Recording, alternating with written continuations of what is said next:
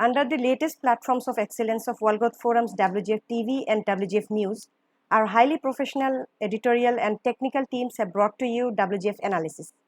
My name is Hasina Parveen and I am the CEO and Editor-in-Chief of World Growth Forums.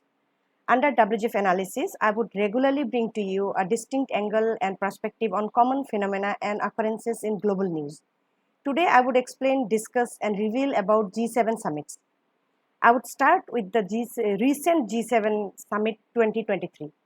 I would also take an insight from Dr. Alfredo Speier-Yunis on G7 Summit 2023. Dr. Yunis is the former presidential candidate of Chile, a former director of the World Bank, and a special representative of the United Nations. Let's begin. The G7 Summit recently took place in Hiroshima, Japan from 19 to 21st May 2023. World leaders at the G7 Summit 2023 discussed and decided on several global issues, including Ukraine, China, economic security, building clean energy economies of the future, nuclear disarmament, and fighting poverty, and responding to global challenges such as the climate crisis around the world. The G7 leaders met with the leaders of Ukraine, Australia, Brazil, the Cook Islands, Comoros, India, Indonesia, Republic of Korea, and Vietnam to discuss international peace and security. G7 leaders announced a set of concrete actions to intensify the G7's diplomatic, financial, humanitarian, and security support for Ukraine. G7 leaders announced new steps to economically isolate Russia and weaken its ability to wage its war.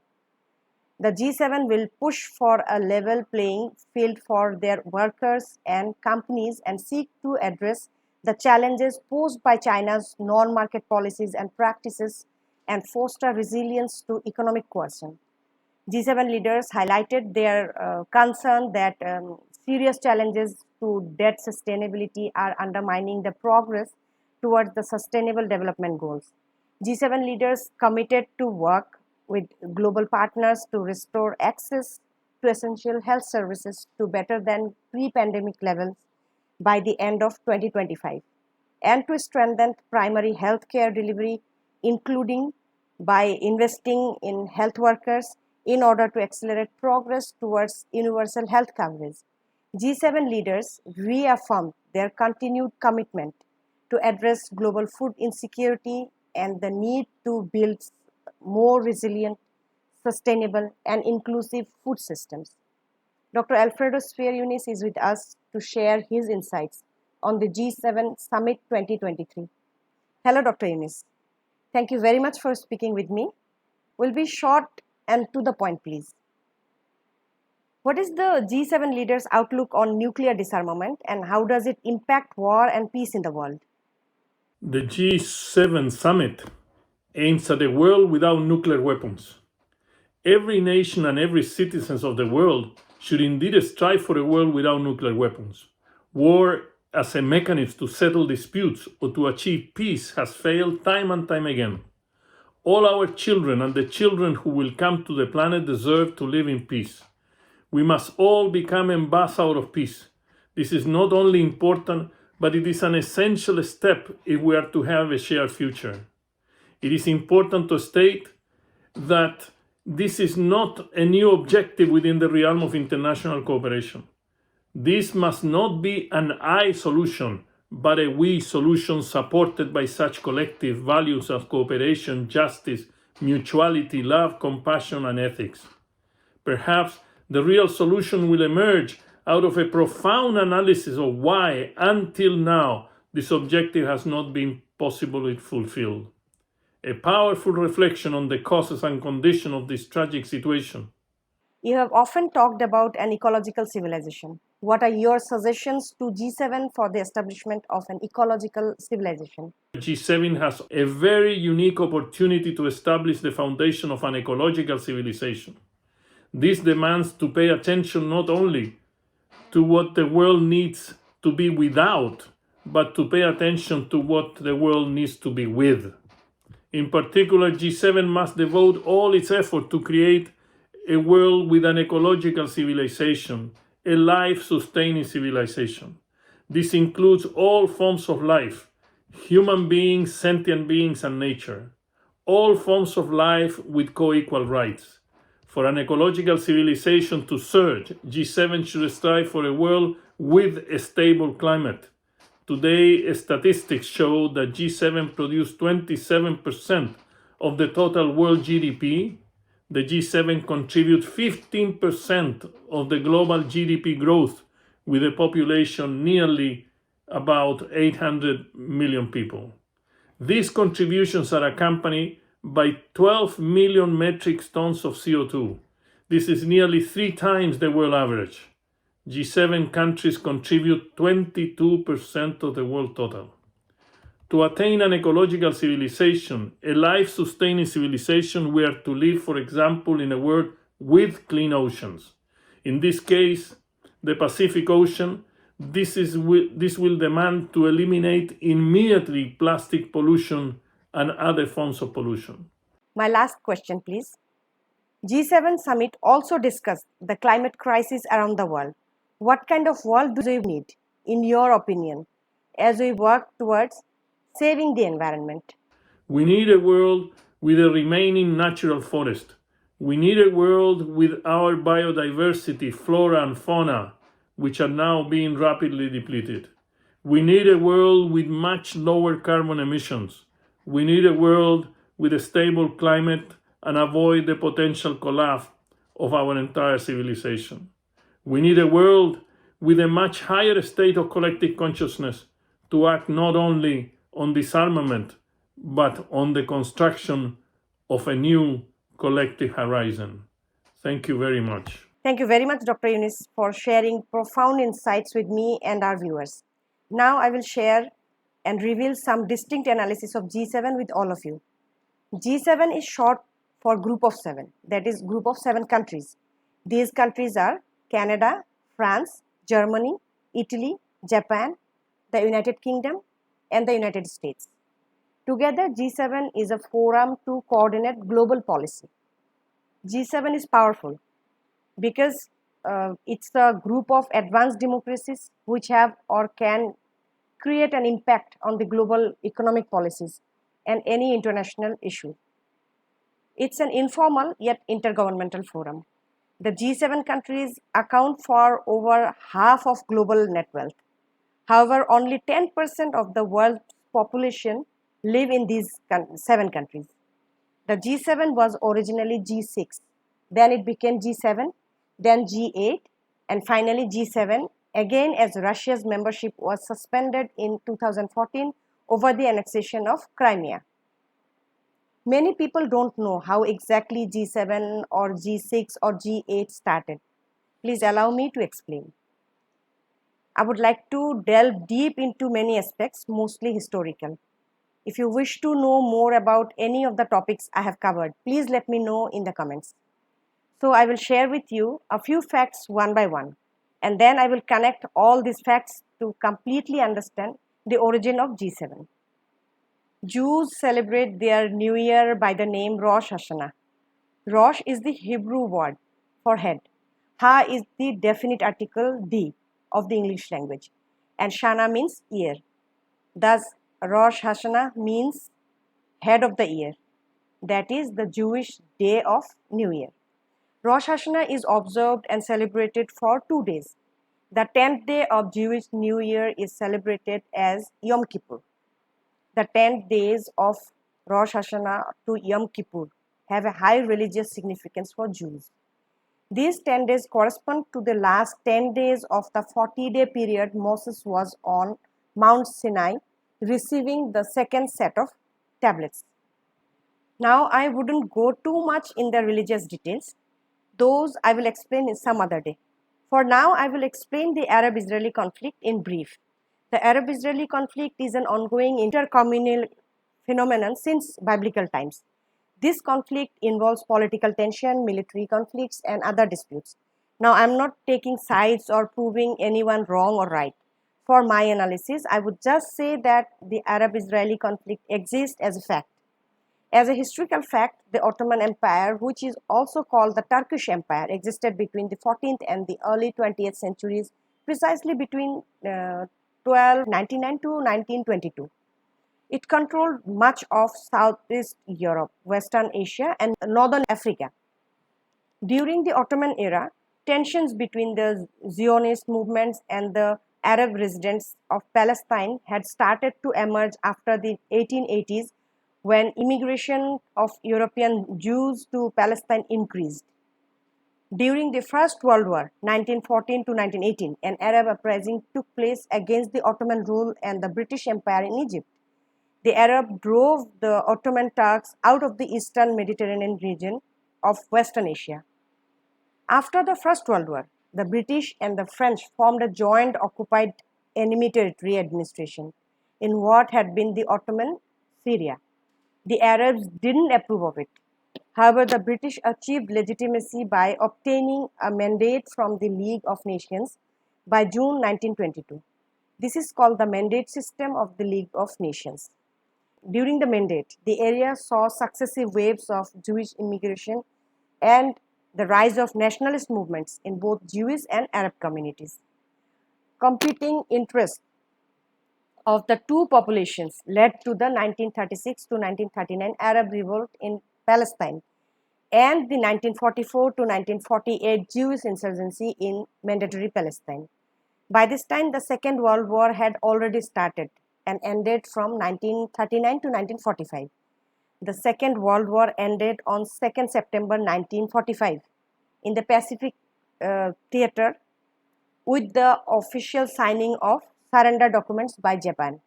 To stop further world wars, the United Nations Organization (UNO) was established on 24th October 1945.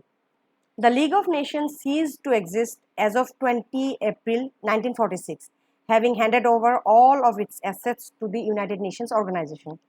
Soon, the United Nations created a partition plan for Palestine to divide the territory into two Arab and Jewish states. It was passed in November 1947. The partition plan resulted in the 1947 to 1948 civil war in Mandatory Palestine. British decided to withdraw.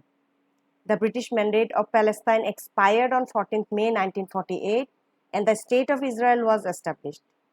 However, the surrounding Arab states, Egypt, Transjordan, Iraq and Syria invaded what had just ceased to be the Mandatory Palestine and immediately attacked Israeli forces and several Jewish settlements.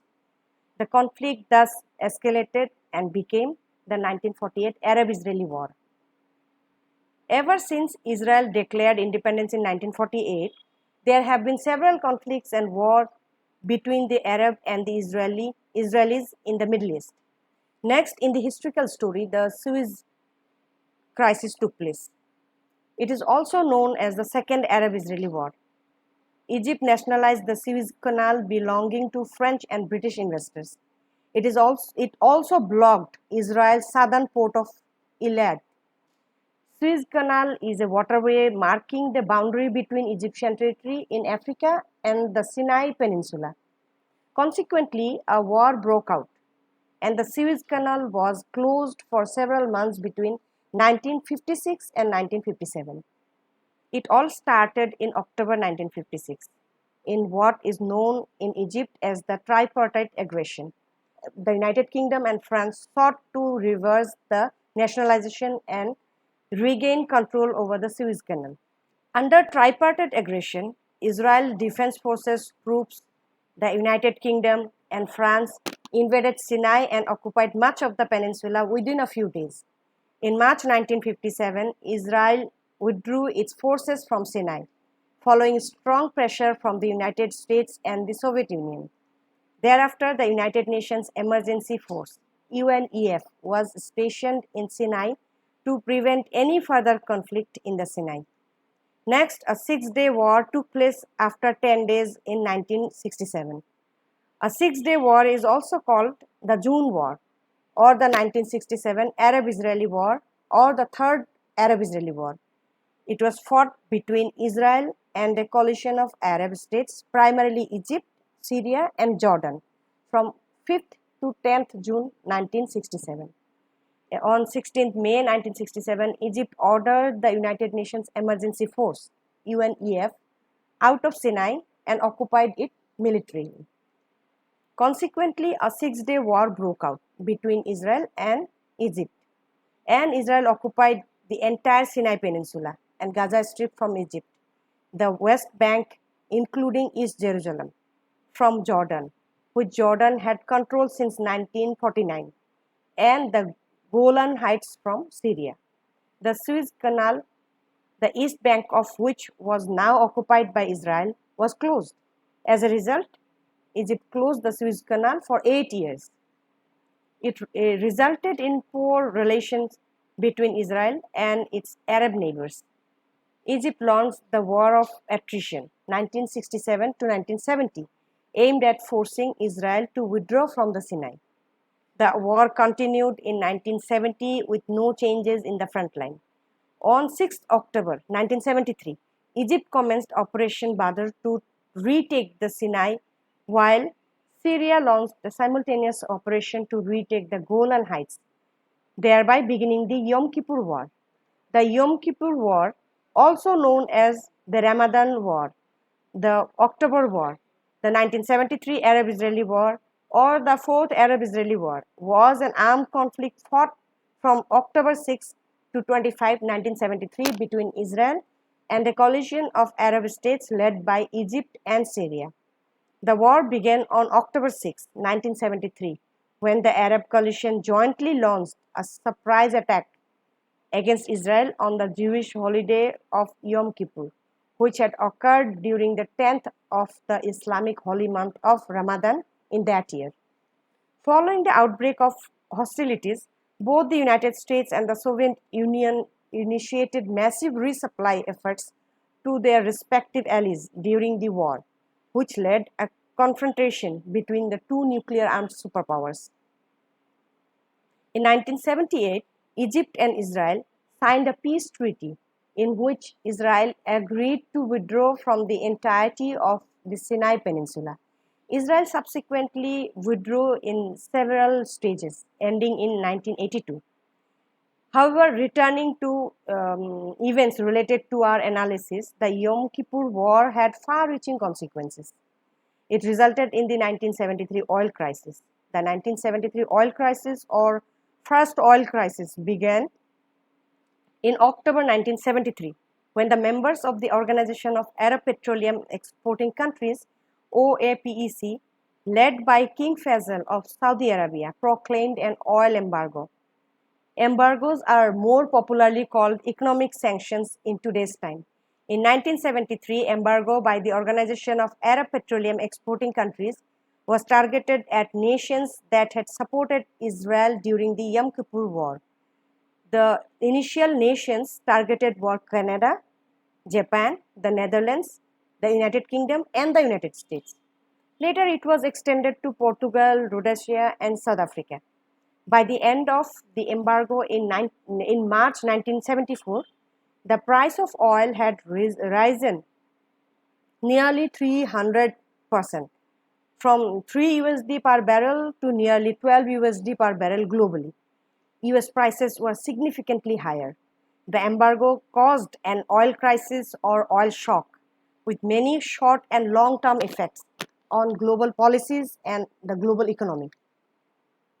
It was later called the first oil shock, followed by 1979 oil crisis termed the second oil shock. In 1973, Arab-Israeli war was a turning point for the US foreign policy towards the Middle East. Richard Nixon was the President of the United States during the 1973 Arab-Israeli War.